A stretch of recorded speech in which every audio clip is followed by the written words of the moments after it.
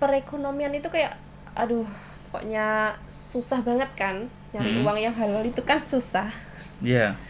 Akhirnya kenal sama tamu, diajak gini. Awalnya sih ya emang ragu sih, takut gitu, tapi lama kelamaan kok gampang nyari uangnya, enak gitu nyari uangnya. Hmm.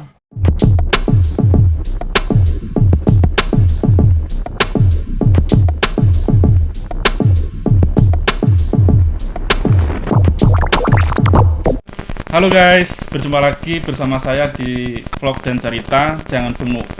Tapi kali ini kita tidak akan membahas cerita asmara, namun kali ini kita akan berbagi kisah tentang wanita penghibur. Oke guys, kali ini kita kedatangan tamu dengan Mbak siapa namanya? Siska. Oke, dengan Mbak Siska. Langsung saja ya guys ya.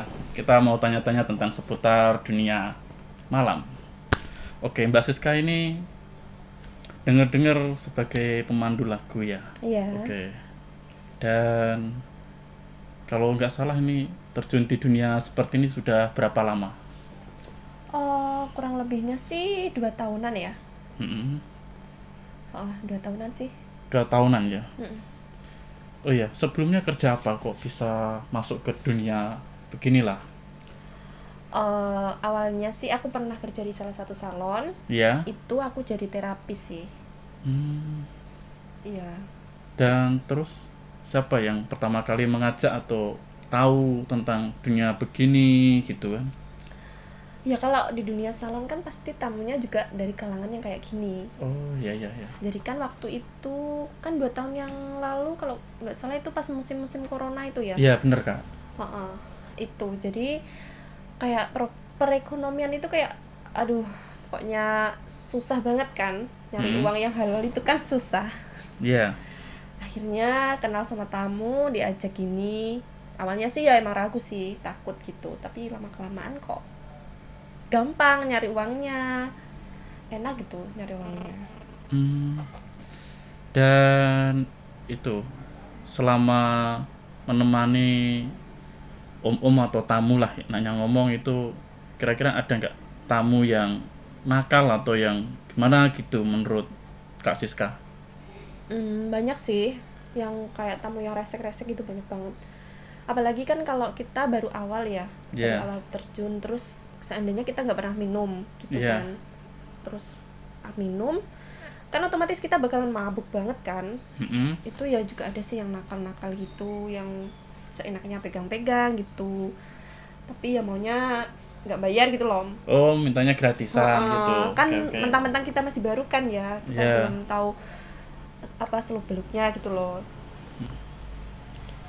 Dan pernah nggak menemukan salah satu kayak bos lah atau orang atau tamu yang royal begitu terus mau jadiin kayak gini dirayu, mau nggak kamu keluar dari sini nanti tak jadikan istri kedua atau istri simpanan begitu nggak, semacam rayuan-rayuan gombal begitu? Ya ya ada sih, tapi ya apa ya, kalau menjalin hubungan cuma satu sama satu orang tuh kayaknya kan diikat kan kita, Iya. apalagi kita kan jadi yang kedua kan, jadi rasanya tuh ya emang kita secara materi Kebutuhan itu tercukupi tercukupi, gitu ya, bahkan lebih lah. cuman kayak kita itu kurang bebas gitu loh, cuman uangnya itu ya segitu segitu segitu segitu aja, ibaratnya 1 bulan jatahnya Misal 5 juta. 5 juta. Nah, Kalau kita kerjanya di luar nggak, kadang bisa lebih bisa segitu lebih, kadang pas lebih. tapi kalau kita dengan satu orang aja kan ya udah segitu doang gitu kan, terus Iya kita ya. terikat gitu loh. Kalau boleh tahu Mbak Siska ini sudah menikah atau belum menikah atau sudah janda gitu? Alhamdulillah ya saya sudah janda. Oh gitu ya. Kalau boleh tahu ini janda sudah punya anak apa belum? Sudah, aku sudah punya anak Sudah punya anak berapa kak? 1. Oh baru 1. Mm-mm. Kira-kira kalau anaknya itu di mana? Di kota atau di desa sama neneknya? Kalau anakku sih ikut di kampungku ya sama ibuku soalnya. Terus Enggak. kalau apa itu namanya?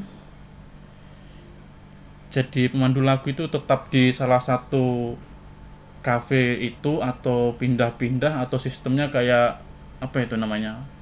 Panggilan. Oh, kayak freelance gitu ya? Ya, freelance. Enggak sih, kalau aku menetap di satu tempat sih. Biar kuat ada perlindungannya ya kalau ada tamu-tamu yang gimana gitu. Kalau freelance kan kita harus kesana kesini terus nggak ada yang jagain kan. Oke. Mendingan dia di satu tempat aja. Emangnya tempat hiburannya udah buka normal gitu kan? Atau gimana? Kalau akhir-akhir ini sih udah buka normal sih, cuman nggak tahu ini katanya kan masih ada Iya. PPKM lagi kan, tapi nggak tahu ya jadi apa enggak sih. Dengar-dengar sih begitu, katanya mau Natal tahun baru mau jadain PPKM darurat katanya begitu. Tapi mudah-mudahan nggak jadi lah. Iya, mudah-mudahan nggak jadi. Ada nggak apa itu cita-cita atau apa untuk kembali lagi atau keluar dari lingkaran ini gitu? Sebenarnya kalau cita-cita sih ada. Iya. Cuman kalau orang udah terjun di lingkungan kayak gini, mau keluar itu susah banget. Soalnya dapetin uang atau apa tuh Dapetin gampang uangnya kan gitu ya. gampang kan. Jadi kalau menurut aku sih, aku juga pengen hidup normal lagi kayak dulu. Cuman apa ya, udah terlanjur terjun gitu loh. Sayang banget kalau nggak diterusin kan. Iya. Kalau cuma nanggung gitu, aduh, sayang banget. Barangkali ada apa itu target lah, minimal saya keluar dari sini nih kalau udah punya rumah atau usaha atau gimana gitu. Kan Kak Siska pernah jadi terapis ya atau di salon. Iya. Kan tentunya punya pengalaman untuk apa membuka usaha kayak gitu. Kalau punya usaha kira-kira punya target nggak untuk keluar dari dunia beginilah? Punya sih, kalau udah mapan semuanya, udah punya usaha yang besar. Kalau untuk saat ini sih usaha masih kecil-kecilan lah ya, masih di kampung buat ibu biar nggak jenuh gitu. Oke. Berarti nunggu sekiranya biar lebih mapan Mapan. semua, baru mudah-mudahan ada rencana untuk keluar ke sini ya. Iya, keluar dari lingkungan seperti ini. Oke. Dan tadi kan katanya Mbak Siska janda ya. Iya, Terus ada nggak cita-cita ingin menikah lagi lah gitu, biar anaknya ada teman ngobrol gitu? kalau untuk menikah lagi sih belum kepikiran ya. Iya. Soalnya sekarang yang aku pikiran itu cuma uang dan uang. Cuman kalau seandainya nanti ada yang mau meminang aku jadi istrinya sih nggak apa-apa ya. Cuman kan dia harus tahu kalau latar belakangku Seperti pernah ini kerja gitu ya. seperti ini gitu. Kok iki macam latar belakangku kan seperti ini. Jadi kalau dia pengen aku jadi istrinya, dia harus menerima. Bukan dia aja sih, orang tuanya, keluarganya, saudaranya gitu. Oke. Untuk Kak Siska kalau masalah laki-laki kan ini kan Kak Siska udah janda ya. Tapi kan meskipun udah janda, oke, untuk Kak Siska ya, ada nggak kira-kira kriteria laki-laki yang ideal menurut Kak Siska, meskipun sudah janda tapi kan namanya perempuan kan masih mempunyai kriteria yang ideal untuk calon pasangan atau suaminya nanti? Untuk kriteria calon suami ya, Ya. kalau aku sendiri sih, aku pribadi, aku kan sebagai wanita ya, nggak munafik. Aku milihnya pasti yang kaya lah, Bener. yang punya usaha mapan, Ya. yang bisa tanggung jawab pastinya. Kalau untuk urusan setia apa itulah, lelaki kan mana ada yang setia ya kalau udah punya banyak uang gitu kan. Jadi kalau aku mendingan yang tajir sekalian, jadi walaupun tersakiti tapi kebutuhanku itu masih terpenuhi gitu loh. Meskipun nanti mendapatkan calon suami yang lebih agak tua lagi gitu nggak apa-apa. Nggak apa-apa, yang penting dia tuh tanggung jawab sama punya usaha, terus bisa mencukupi kebutuhan anakku, udah itu aja. Oke. Oke, Kak Siska ini kan menggeluti ini kan udah sekitar 2 tahunan ya semenjak adanya corona, ada pengurangan tenaga karyawan dan dengar kan tempat kerjaan juga sempat guling ya atau tutup gitu. Iya.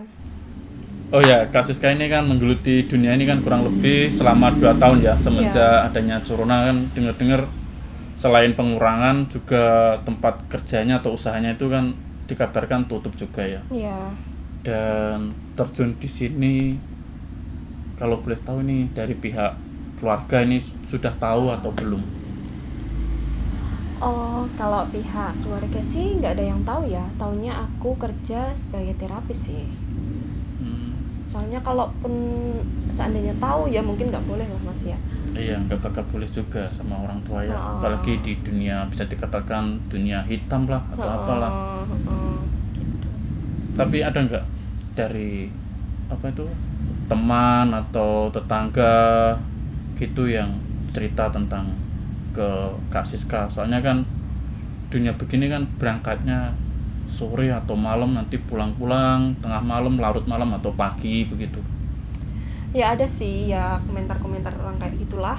Ya pastilah ya namanya wanita kan apalagi kalau janda kan ya. Iya benar. Kalau pulang Agak malam, agak pagi, terus berangkatnya malam-malam, pasti kan mereka juga mikir sih, oh mungkin itu kerjanya gini-gini. Tapi ya aku kalau aku sih masa bodoh ya, soalnya Iya. kan aku nggak apa ya, nggak apa itu namanya, nggak Untuk menanggapi atau gimana? dia juga nggak ngasih makan aku, nggak ngasih makan anakku, nggak ngasih makan ibuku kan, jadi yang ya udah. penting nggak bikin rugi saya lah gitu kan. Yang penting kan aku nggak Nggak minta ngerugiin makan dia. lah sama dia. Tapi untuk selama ini masih asik-asik saja ya terjun di dunia itu. Iya, ada asiknya ada enggak sih. Kalau asiknya pas nerima uangnya sih. Cuman kalau kadang nggak asiknya itu kalau ada kayak tamu gitu ya, terus orangnya rese kayak gitu. Rasanya kayak gimana ya, pengen nangis tapi ya mau gimana lagi, kan dia yang bayar kita kan. Pernah nggak waktu pulang kerja ini sampai mabuk atau bahkan nggak sadarkan diri gitu kan?